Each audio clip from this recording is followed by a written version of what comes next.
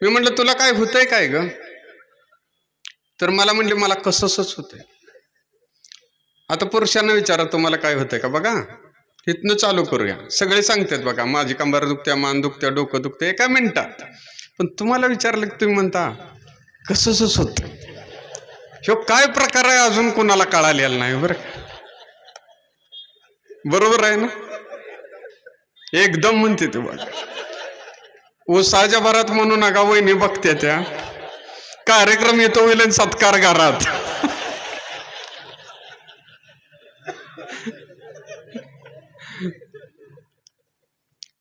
नक्की काय होतंय अजिबात सांगत नाही. तर मी बायकोला म्हटलं तुला नक्की काय होतंय सांग बघू. तर मला म्हणले सकाळी जेवायला बसली आणि जेवत असताना तासाभरानं शेवटचा घास तोंडातच फिरायला लागला. आता हे जो खाणं म्हणजे क्रशर मिशन गत होतं आणि तासाभरानं म्हणते. मी मनात म्हणतोय म्हणूनच 18 वर झालं टिकलंय बोंबल. हे घरात सांगायचे बोंबल सगळं वाटत गाडी थांबवून एडिट करायला पाहिजे ते सगळं.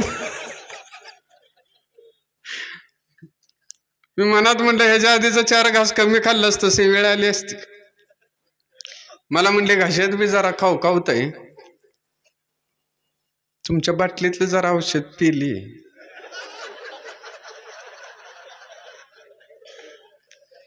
तरी मला शंका आली तीच बरं का. टीव्ही इकडं होता आणि इकडं बघत होता.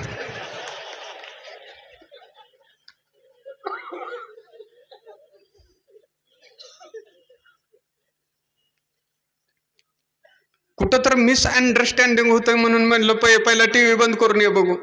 तर जाऊन फ्रीज बंद करून आला.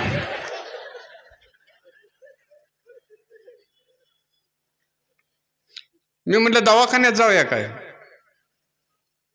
तर मला म्हणते सांगली बिंगली नको, गावातच जाऊया. आता आमचं आयुष्य सम्राट 500 800 लाख खाऊन गेलं. हिला सांगलीला आणाय काय आम्ही डोक्यावर पडलो. म्हटलं ठीक आहे तुझी इच्छा आहे तर गावातच जाऊया. तर मला म्हणले आणि 4 घास खाऊन घेते, मला इंजेक्शनची रिॲक्शन येते.